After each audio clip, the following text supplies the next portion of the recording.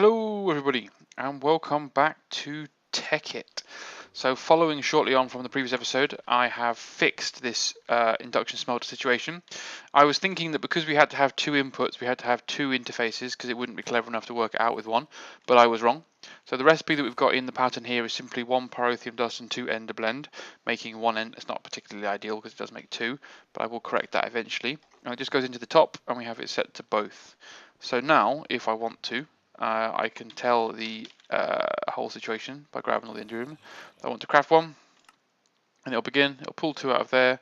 The induction smelter is now actually smeltering, and I missed it. So we have now got.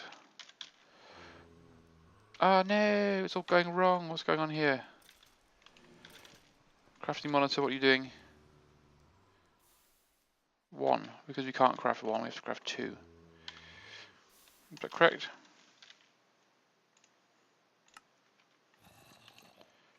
So you'll craft two now, will you? With the pyrotheum dust? No? Ah, oh, damn it, don't tell me I got it to work and then I've broken it again.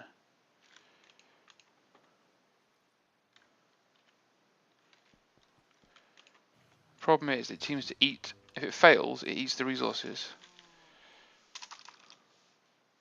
Damn it, I just tested this a second ago and it worked fine. Yeah, now it's eating the resources again.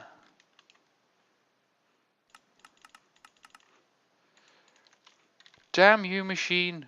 Damn you to hell. Why have you not worked? That's annoying. It worked perfectly. Absolutely perfectly.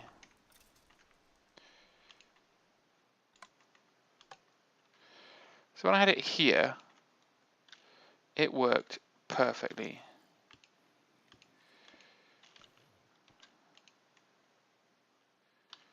So why have you stopped working?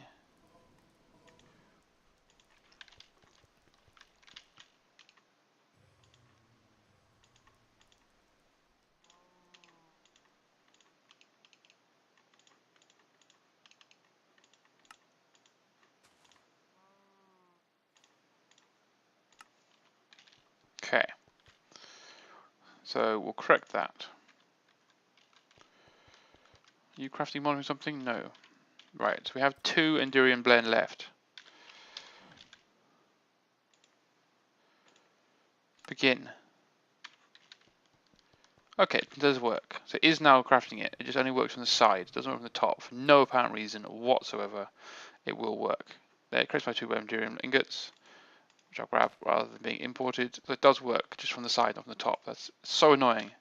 I lost so much Endurium blend then, you little bastard of a machine. Anyway, today we need to build something quite special. So we need some ender dust. Just get my pulverizing ender pearls, so put that on. So up here we have my ME condenser, which is slowly but surely condensing crap I don't need about. So far it's condensed 1,000 pieces of crap that I don't need to care about, but I need to compress 256,000. So I'm going to want to put a precision export bus into life here. We need a basic processor to give me the precision export bus, because I want to be able to import export a lot quickly.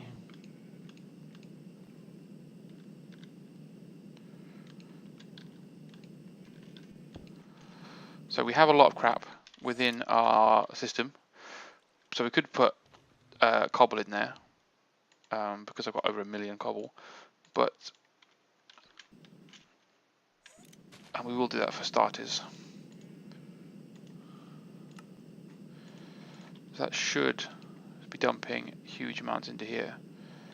Okay, but actually the most effective thing for us to be using, because we have 13,000 of our woods, is to use a sawmill, turn the woods into, what an odd combination of things we need to build here. In order to build Seriously not got machine frame? And a redstone reception coil. Turning different woods into planks, and then turning the planks into sticks. Because this is now up to 10,000. Because we should, theoretically, with the sawmill, be able to produce a lot more. Because the Singularity creating process doesn't seem to care.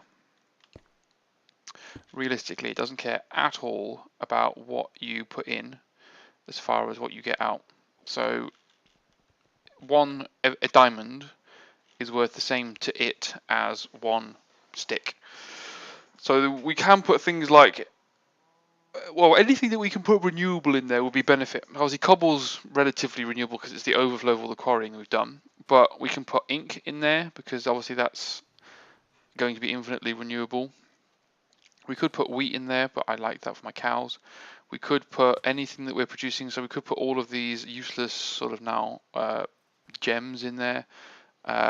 We could pulverize bones into bone marrow, into bone meal, blaze into blaze powder. These would all be good ways of producing large amounts of individual points. So in order to get the sawmill working, we're going to need another interface. I have an interface already. We're going to need my ME cable I've got down there. We're going to need an import bus. We're probably going to need to go for a precision one, simply because we're going to be producing a lot more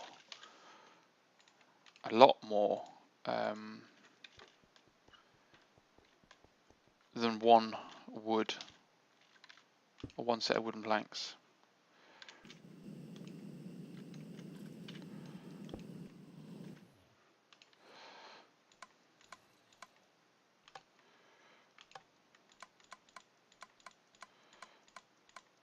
Okay.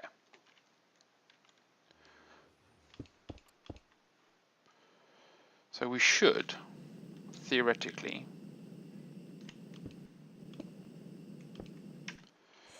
be able to tell this. I need to do an experiment, don't I? Let's be honest. So let's grab a plank or a piece of wood, and let's just turn that off. So one piece of oak wood put through the sawmill produces 6 planks and some sawdust as a byproduct. So the sawdust we don't care about, so we can tell the sawdust straight away to go into here, like so. What's this number up to now? 40,000. Very slow. Okay.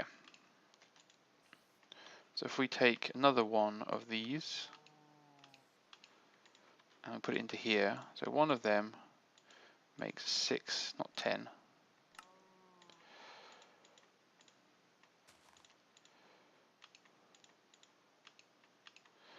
It's quite an annoying way of doing it, I imagine, but there we go.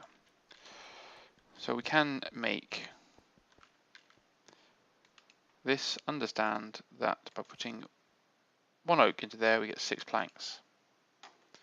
So if we go to our computer and go to planks and just extract all of these for a second. So if we go 6 of those, please, we should see our sawmill has completed its task. And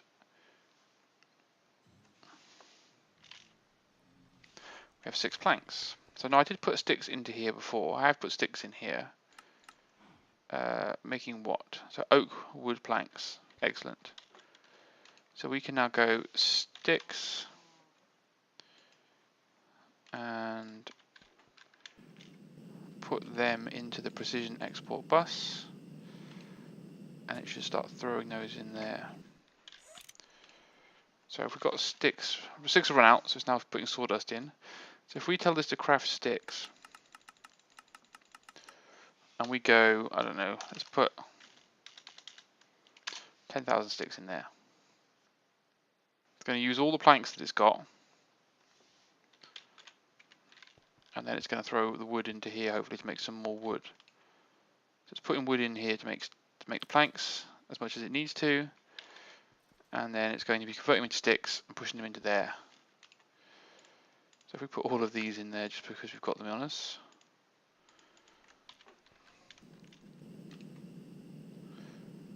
This is now accumulating whatever it needs to accumulate.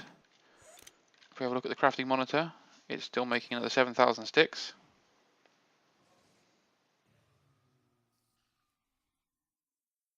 Which is good. We can get that going. We can get all that going. Now, is there anything in here which is like blast proof? Blast resistant drive?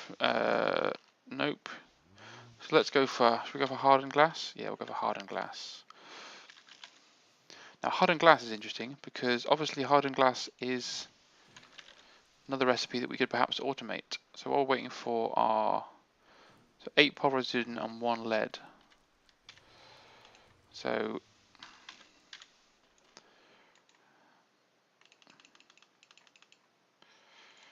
how annoying.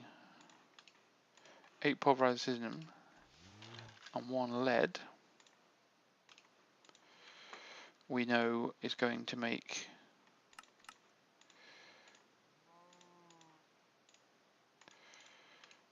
1 hardened glass. So we can put that theoretically into here as well. And then if we tell this to make hardened glass, so just go for 1. Yeah, cool. So it now puts it in there and we get a hardened glass. Okay, it's 2 hardened glass. Come on.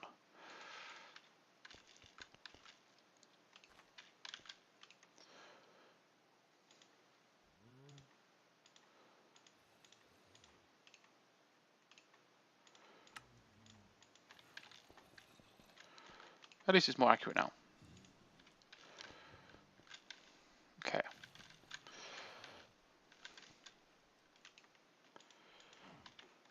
So we just need to make a little sort of bomb-proof room for a second. Luckily I can get hardened glass back very quickly.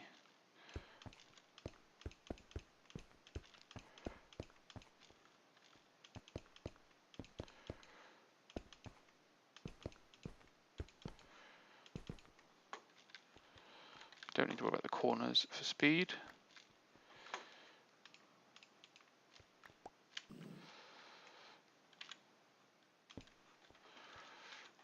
Okay.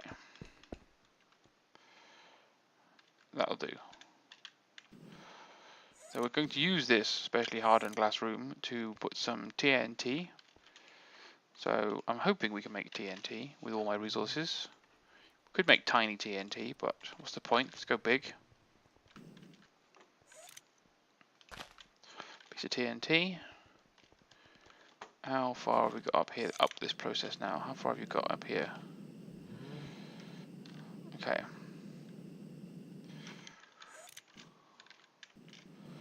So to speed up this process, we can double it up. So let's grab another piece of cobble from in here and tell it on the original precision export bus. Oops. We in? We sorted? So we go into here, to the fuzzy precision export bus, and just take this one out for a second. Put that in there, tell it to move stacks of items. It should start to race up because it should be doing 64 from here and sticks, and it should be doing 64 cobble from below, hopefully. So that should race through and do all of that.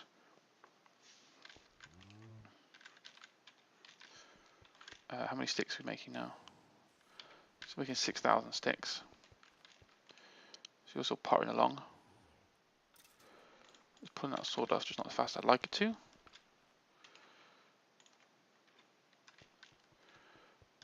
It's because I'm telling you not to move stacks of items. I should pull that out much faster now, shouldn't it?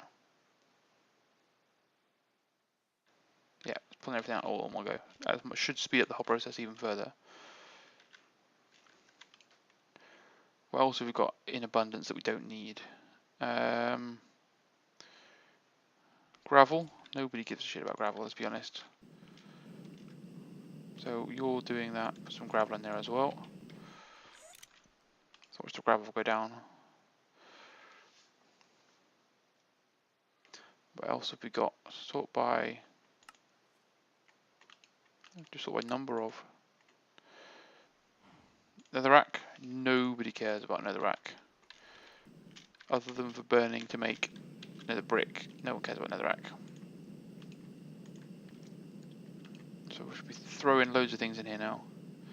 So we're at 100,000. So I'm just going to leave this to run for a few minutes. And I'll bring you back in again when we've got our bazillion of them. Alright guys, see you shortly. Okay guys, we're back, and as you can see we are getting unbelievably close. So what I've been doing is sitting here taking dirt out and sand out of each of these and throwing them in as well, try and speed up the process. But hopefully we should hit 256 ever so soon. Way, Singularity, there we go. Okay, so let's just take netherrack and sticks out, netherracks and sticks and that out of there for a second, and coal out of there. Just because I think we burnt through. We didn't use as much netherrack as I was hoping because the sticks kept going. How many sticks we got coming in now? There's no sticks coming in. So we'll put some more sticks in here. I'll just put a stack of 64 in there for now. Just so that it has some sticks. And the last thing that we want to be able to do in this episode is we want to take the Singularity. And we want to take some ender dust that I created, and we want to use a very simple flint and steel to set it all off, because we need to cause an explosion. So I don't know how well this hardened glass is going to survive. I hope it does it well. So throw that in there, and throw that in there, and then like that. Just back away for a second. And did a little bit of damage, but it creates 2 entangled singularities. So I need to get some more slow bricks. Taking the corner off is probably a bad idea.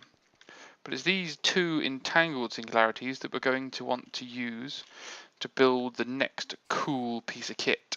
So the next cool piece of kit that we need to be able to build is going to be a quantum link chamber. And the quantum link chamber is so useful when it comes to transferring my ME network from one place to another.